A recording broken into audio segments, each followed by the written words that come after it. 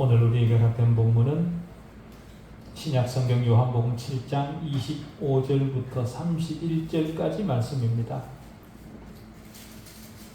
신약성경 요한복음 7장 25절부터 31절까지 말씀 봉독해 드리겠습니다. 예루살렘 사람 중에서 어떤 사람이 말하되 이는 그들이 죽이고자 하는 그 사람이 아니냐. 보라 드러나게 말하되 그들이 아무 말도 아니하는도다. 당국자들은 이 사람을 참으로 그리스도인인 줄 알았는가. 그러나 우리는 이 사람이 어디서 왔는지 아노라.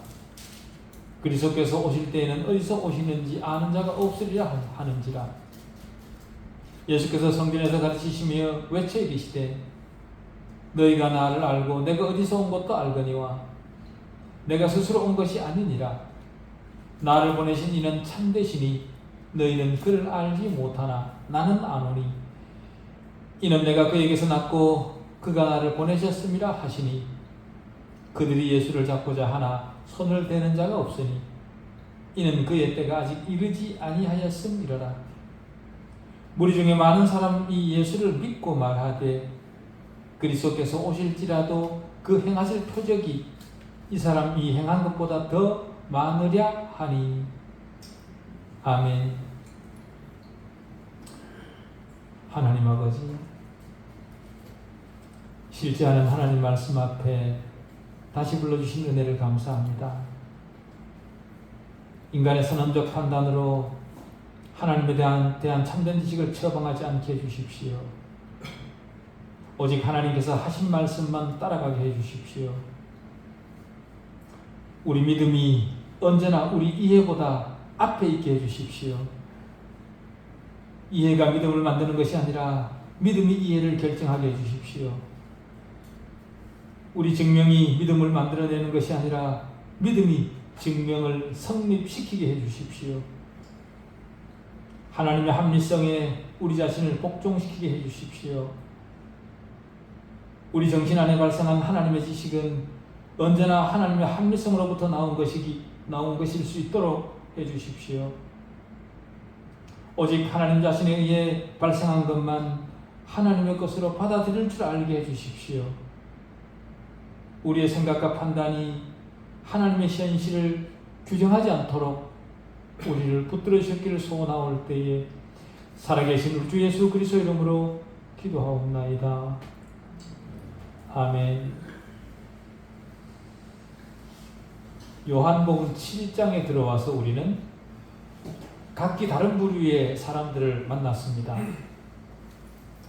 첫 번째로 만났던 사람들은 그리스도의 형제들인데, 형제들이지만 그들은 세상에 속한 자로 드러났고, 두 번째는 소위 유대 지도자들인데 그들은 율법을 아주 잘 지키는 자들처럼 보이지만 사실은 세속성이 가득한 그런 자들이었습니다. 세 번째는 뒤섞인 군중, 즉 무리들이 그들의 마음을 드러냈고, 네 번째는 예루살렘에 상주하는 자들인데 그들 또한 영적 상태의 일천함을 적나라하게 드러냈습니다. 그들은 당국자들의 뒤에 숨어서 그리스도가 누구신지에 대한 진지한 검토를 전혀 하지 않았던 그런 사람들입니다. 각각 다른 부류의 사람들이지만 사실은 다를 것이 없는 그런 사람들입니다. 왜냐하면 그들 모두는 죄 가운데 있고 하나님의 영광이 미치지 못한 그런 사람들이기 때문에 그렇습니다. 유대 지도자들은 주님으로부터 비난을 받았는데 보통 사람들이라고 더 나을 것도 없었고요. 유대인들이 믿지 않았던 것처럼 형제들도 믿지 않았고, 예루살렘에 살았던 사람들도 많은 문명 혜택을 받았지만 지방에 사는 사람들보다 더 믿음이 좋았던 것도 아닙니다. 그렇기 때문에 출신이 어떠하든 생활 본거지가 어디이든 하나님 아버지께서 우리를 아버지께로 인도하지 않는 한 아무도 주님에게 나올 자는 없다라는 것을 우리는 이 본문을 통해 다시 확인하게 됩니다. 현대도 마찬가지입니다. 어떤 부류는 다른 부류처럼 여전히 복음을 반대하죠. 그런 것을 보면 인간 본성은 시대를 불문하고 통일한 것 같습니다. 오직 하나님의 구별하시는 은총만, 은혜만 소중할 뿐입니다. 오늘 우리가 본문을 읽으면서 확인했지만 오늘 본문에는 세 가지 질문이 들어있습니다. 그런데 특이하게도 그 질문에 대한 답이 없습니다. 질문의 대답을 우리가 알아내야 되는 거죠.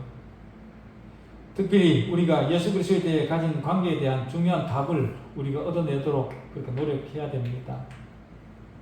첫 번째 질문은 25절에 있는데 거기 보면 예루살렘에서 있었던 일을 아는 사람이 던진 질문입니다.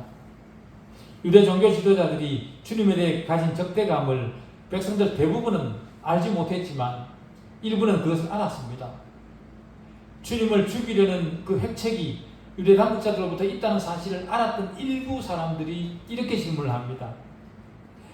이는 예수 그리스도 이 사람은 그들이 유대 종교 지도자들이 죽이고자 하는 그 사람이 아니냐?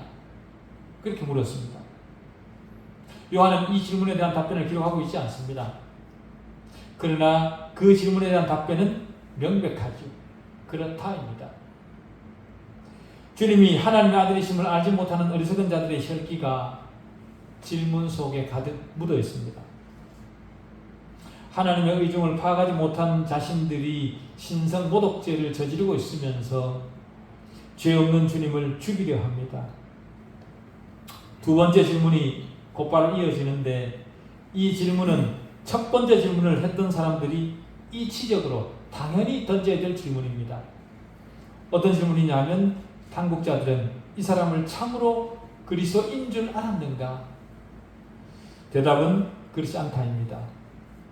이 질문에 대한 답을 당국자들은 알기를 원치 않았습니다. 아니, 알지만 모르기로 작정한 겁니다. 끝으로 또 한 무리가 던진 질문이 있는데 그 사람들은 참으로 주님을 믿는 사람들이었습니다. 그들의 질문은 주님께서 행하신 것들에 대한 것입니다. 그리스도께서 오실지라도 그 행하실 표적이 이 사람이 행한 것보다 더 많겠느냐? 새로운 그리스도가 온다고 해서 지금 이 사람이 행한 것보다 더 많은 이적을 행할 수 있겠냐? 이 질문에 대해서도 요한이 답을 제시하지 않지만 분명한 답은 그럴 수 없다입니다. 이 질문에 대한 답은 우리로 예수가 그리스도시고 예수를 그리스도 구주로 믿어야 된다라는 결론에 이르게 합니다. 여러분에게 주님은 누구입니까? 여러분은 주님을 여러분의 그리스도로 구주로 믿으십니까? 그렇지 않다면 이 질문을 여러분 자신들에게 한번 던져보십시오. 만일 다른 메시아가 오신다면 주님보다 더 많은 것을 하실 수 있을까? 주님이 아닌 다른 메시아가 오시면 나에게 더 큰 어떤 것을 주실 수 있을까?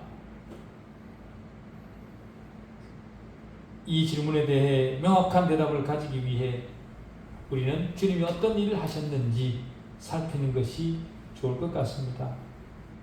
주님이 오셔서 어떤 일을 하셨는지를 명확히 알면 우리는 또 다른 메시아를 기대하지 않을 겁니다. 첫 번째로 주님은 홀로 성경의 예언들을 완벽히 성취하셨습니다. 주님께서 마태복음 5장 17절에서 내가 율법이나 선지자를 폐하러 온 줄로 생각하지 말라. 폐하러 온 것이 아니요 완전하게 하려 함이라.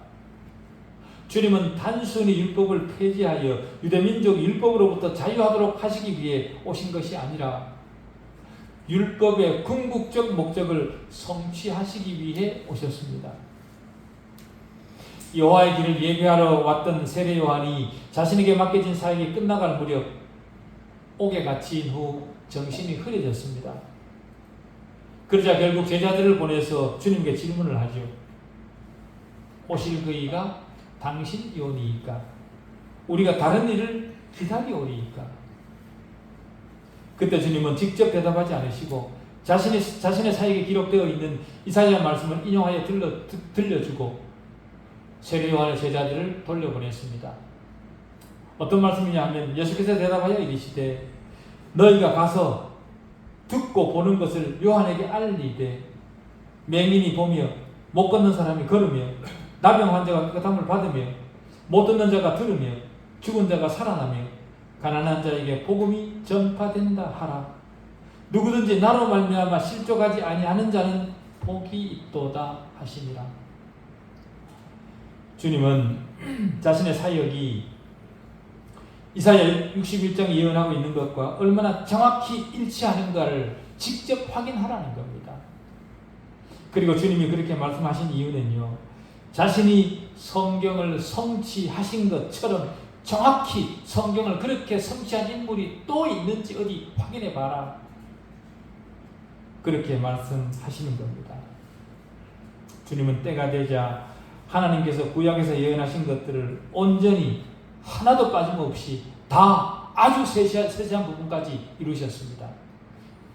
다른 메시아가 온다고 하더라도 주님이 성취하신 것보다 더 구약을 성취하실 그럴 메시아가 있을까요?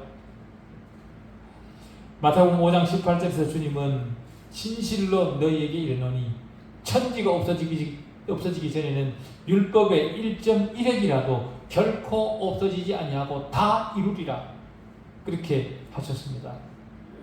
율법의 가장 세세한 부분에까지 성취하신 주님이십니다.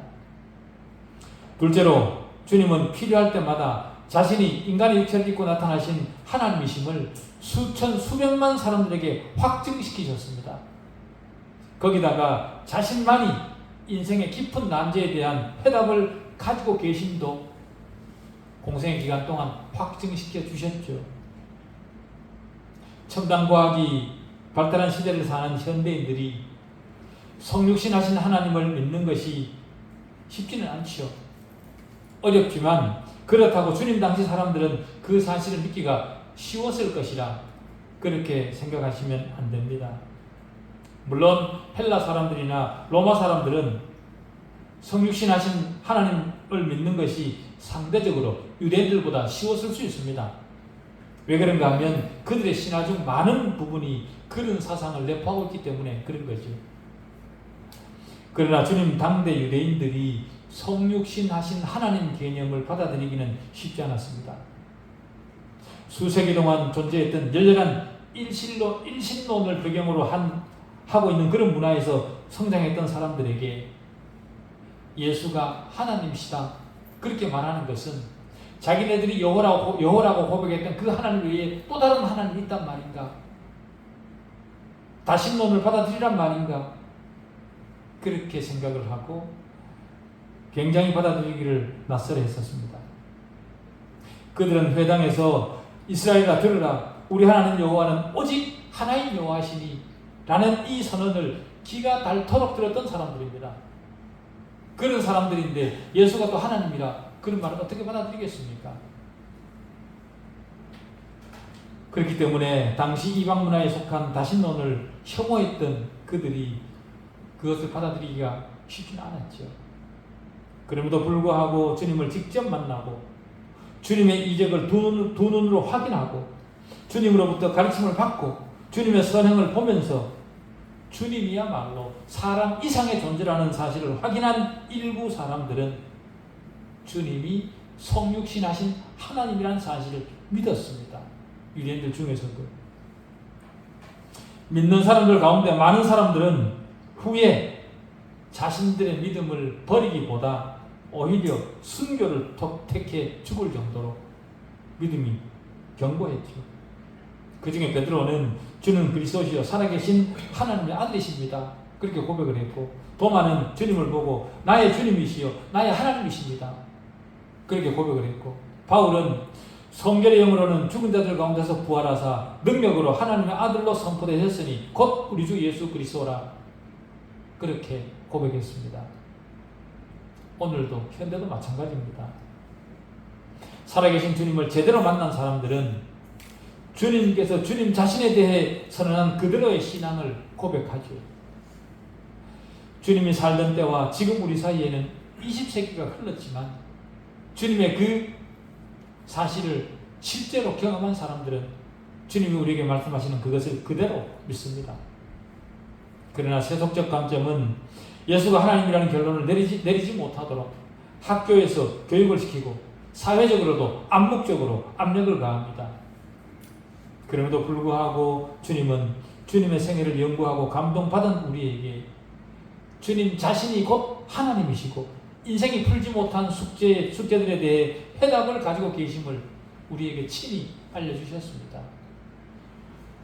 우리가 살면서 확인한 사실이지만 주님 외에 누가 자신이 하나님임을 증명했습니까? 자신이 메시아라고 외치는 정신질환자들은 많았지만 그들은 하나같이 자신들의 나약한 상태를 증명했으면 증명했지 메시아 된 증거를 보인 자는 없었습니다. 다른 메시아가 오더라도 주님이 보이신 신성을 보일 수 있는 자가 또 있겠습니까? 누구 있겠습니까? 셋째로 주님이 하신 일 중에 세 번째, 주님은 세상이 알고 있는 한에서 유일하고 위대하고 지속적인 사회 변화를 출발시킨 시작이십니다. 주님으로 말미암아 변화되는 모습을 우리는 성경을 통해서도 많이 확인했죠. 주님이 오셨을 때 세상은 잔인과 공포가 지배하던 그런 세상이었습니다. 노예 제도가 보편적으로 시행되었고 당연하게 받아들이던 그런 사회적 분위기였습니다.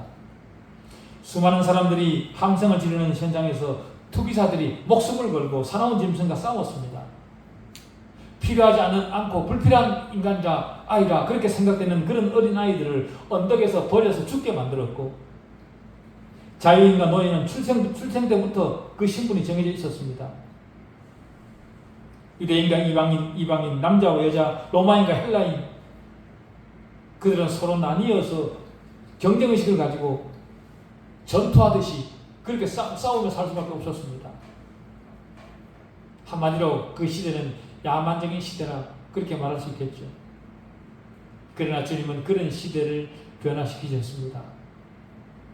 사회적으로 생명만 가져오신 것이 아니라 자신을 따르는 모든 사람들 속에 자신의 생명을 불어넣으셨고 그 새 생명 위에 세워진 새로운 삶의 패러다임을 가지고 오셨습니다. 물론 그런 변화가 즉각적으로 일어나는 것은 아닙니다. 주님이 오시고 처음에는 복음 전도를 하는 것 자체가 대단히 위험하고 힘든 일이었습니다. 그러나 시간이 지남에 따라 부활하신 주님의 생명이 사람들을 사로잡기 시작했고 그리스도 밖에 있던 사람들이 그리스도 안으로 들어오게 되었습니다. 그리스도의 생명을 가진 자들의 삶의 모든 국면이 변화되는 것을 세상이 보고 느낀 겁니다. 특히 4세기 밀라노 칙령으로 기독교 신앙을 공인했던 콘스탄틴 황제와 6세기 유스티니안 황제 같은 그런 사람들이 통치했던 로마 제국은 큰 변화를 경험을 했죠. 투기장의 운동과 같은 그런 잔인한 스포츠가 제재를 받았습니다. 그리스도인들이 그런 스포츠를 반대했기 때문에 그런 운동을 하지 못하게 된 거죠.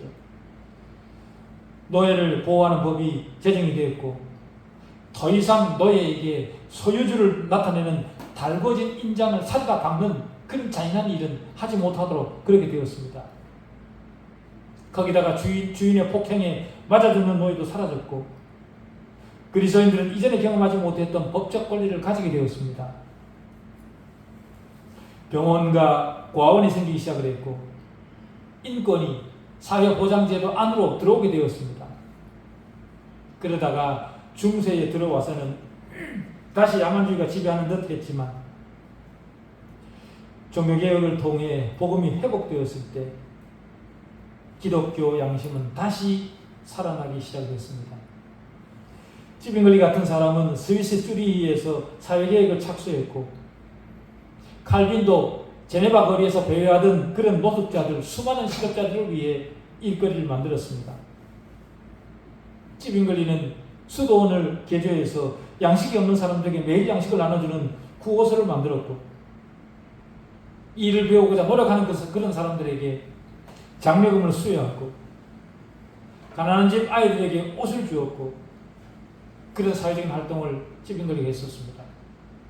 찌빙글리는 하늘에 계신 아버지가 인내하신 것처럼 우리 모두가 인내하길 바란다. 그렇게 말했던 사람입니다. 그리스도인이 그런 일을 하는 동안 세상 사람들은 선행을 하지 않았다.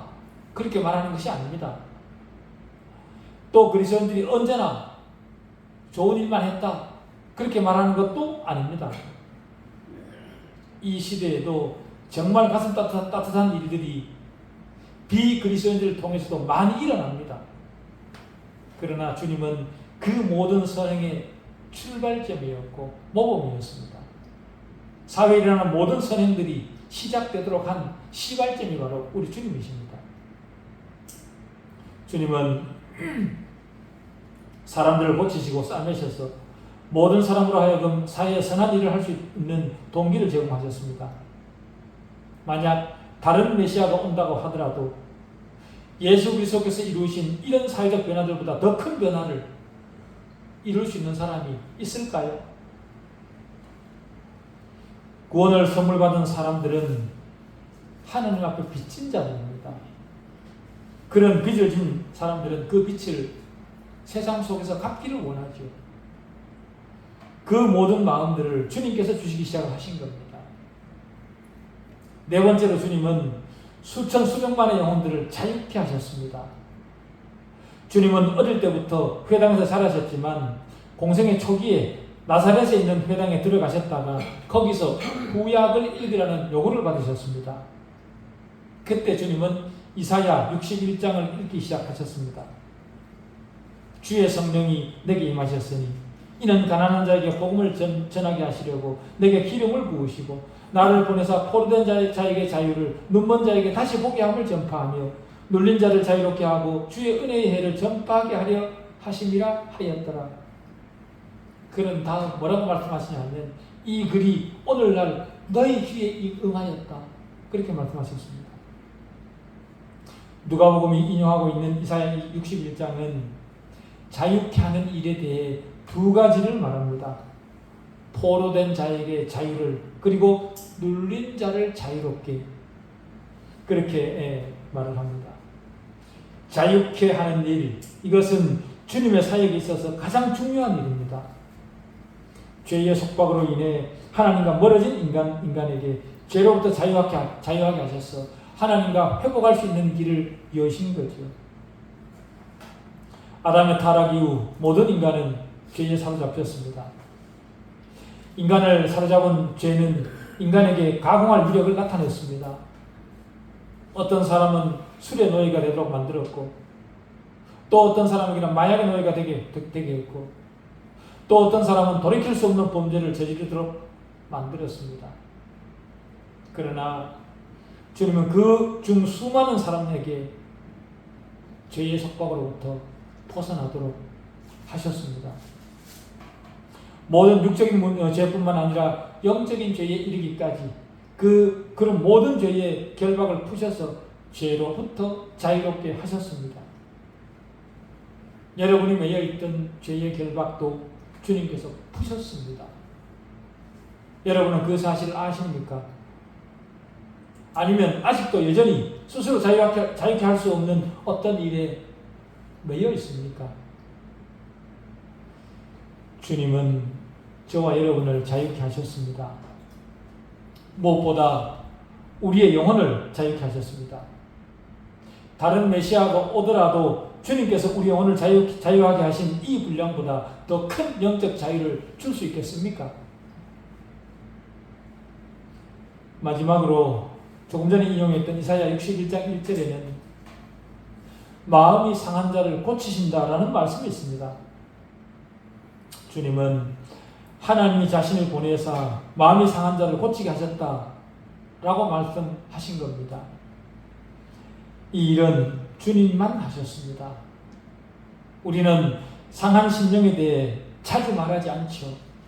세상을 사는 사람 중에 아주 많은 부류가 상한 심령을 가지고 살아갑니다. 대단히 많은 사람들이 상한 심령을 가지고 있지만 그러나 우리는 그 상한 심령에 대해 잘 말하지 않습니다. 왜냐하면 그 문제는 개인적인 문제이기 때문에 그렇습니다.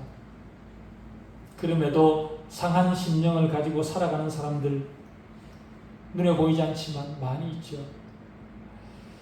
사업의 실패, 배우자와의 이별, 자식의 죽음, 또 개인들로부터 당하는 어떤 상처들, 이런 것들 때문에 상한 심령들이 굉장히 많이 있습니다. 없는 사람들이 거의 없죠. 이런 분들에게 주님이 주시는 해답 외에 다른 방법이 있습니까? 또 다른 메시아가 오면 더 나은 해결책을 줄 수 있을까요? 주님은 말씀하시기를 하나님께서 자신을 보내신 이유가 상한 심령을 고치기 위함이라 그렇게 하십니다. 예수 그리스도께서 상한 심령을 고치시지 못하실까요? 그럴 능력이 없는 분이실까요? 하나님의 부름을 받은 아브라함도, 모세도, 다윗도 하나님이 맡기신 일을 다 이루었습니다. 그렇다면 주님은 하나님께서 맡기신 일을 완수하지 못하실까요? 아브라함이나 모세나 다윗보다 훨씬 더 완벽하게 수행하신 능력이 있고 또 완수하셨습니다.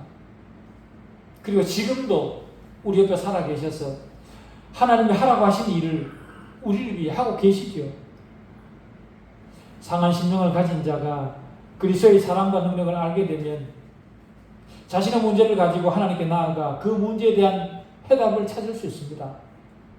찾을 뿐만 아니라 더 나아가 기쁨을 얻을 수 있기까지 합니다. 인생이 기댈 곳은 오직 하나님의 강하신 오른팔 뿐이라는 사실을 그렇게 고백하게 되죠. 주께서 상한 심령을 치료하십니다. 다른 메시아가 오더라도 주님께서 행하신 그 일보다 더 많은 일을 하시겠습니까? 초막절을 지키기 위해 예루살렘으로 모여들었던 수많은 무리들이 예수를 믿었다라는 것을 믿었다는 기록이 있는 것을 미루어 보았을 때 본문에는 기록되지 않았지만 주님이 현장에서 많은 이적을 행하신 것 같습니다. 주님이 행하시는 일을 본 그들은 주님을 믿을 수밖에 없었지만 믿으려는 마음이 처음부터 없었던 사람들, 그야말로 반대를 위한 반대를 하는 그런 사람들은 오히려 주님을 죽이려 합니다. 주님이 이적을 행할수록 좁아지는 자신들의 입지 때문에 그런 태도를 가진 것이겠죠. 그러나 주님을 받아들이는 자들에게는 그들의 상한 마음을 고쳐주실 채비가 주님은 되어 있습니다. 지금도 그렇습니다. 그러니 여러분, 주님을 받아들이십시오. 여러분의 모든 상한 심령을 주님에게 호소하십시오. 주님은 우리의 호소를, 여러분의 호소를 기꺼이 받으시는 분입니다. 여러분의 필요를 주님 앞으로 가져가십시오. 그러면 주님은 주님의 방법으로 모든 것을 해결해 주십니다. 하나님이 주님을 통해 저와 여러분에게 주시는 위로를 거절하지 마십시오. 색안경을 끼고 주님을 바라보지 마십시오. 예수 그리스도는 우리의 구원을 위해 하나님께서 보내신 분입니다. 그 사실을 알고 믿는 것이 구원에 이르는 참된 지식입니다. 눈에 보이는 것이 전부가 아닙니다. 자신의 주관적 생각을 내려놓고 성경 안에서 우리에게 말씀하시는 그 주님을 따라갈 줄 아는 그런 우리 모두이기를 바랍니다. 기도하시겠습니다.